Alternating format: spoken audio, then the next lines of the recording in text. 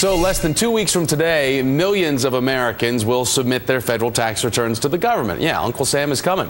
Among them, hundreds of thousands of married couples who will have to decide whether to file jointly or separately. Because for same-sex couples who are also married, that choice has already been made for them because federal law doesn't recognize their unions. But many of those couples see filing separately as a lie, a hypocrisy that defeats the very purpose of the vows that they took.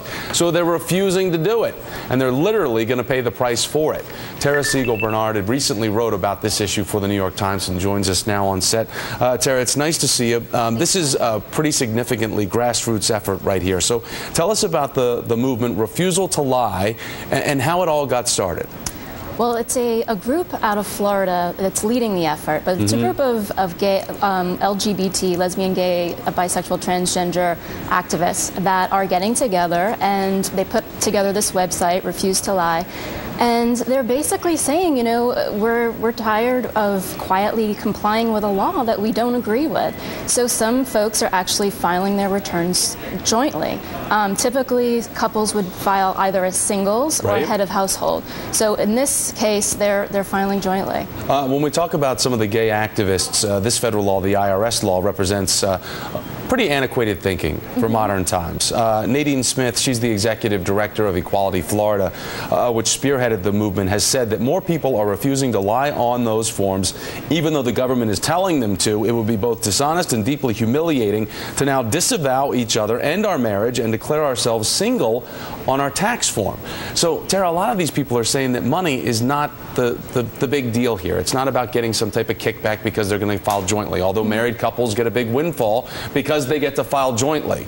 But it's a positive message that's being sent to same-sex couples to feel like that they can band together and do this. However, it doesn't come without a price, because what happens if the federal government rejects this filing? Right. Well, right now, the Defense of Marriage Act, the law that defines marriage as between a man and a woman, is in effect. So this is effectively against the law, but there is a little bit of a confusion on the issue, because even Nina Olson, she's the national taxpayer advocate, and she files an annual report to Congress. And in this report, she says, you know, it's not exactly a clear issue, because if a taxpayer can come up with substantial authority to take a certain position, such as married filing jointly, they can do so. And substantial authority would come in the form of, say, a federal court case. And there just happens to be 2 federal court cases in Massachusetts that found DOMA, the Defense of Marriage Act, unconstitutional. So if those cases are held up and are not, they're currently on appeal, but if they're not overturned, the people in that court's jurisdiction would actually have the ability to file jointly. But at that point, it would probably go up to the Supreme Court.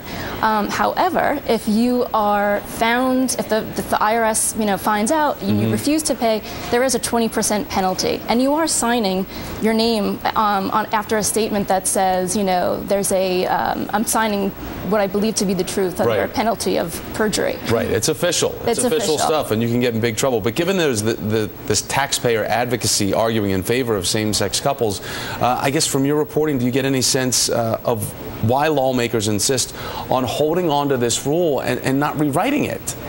Right. Well, it's ultimately, now that the Obama administration has basically come out and said, we're no longer going to defend this in court, it's now going to Congress, and they are taking up the effort.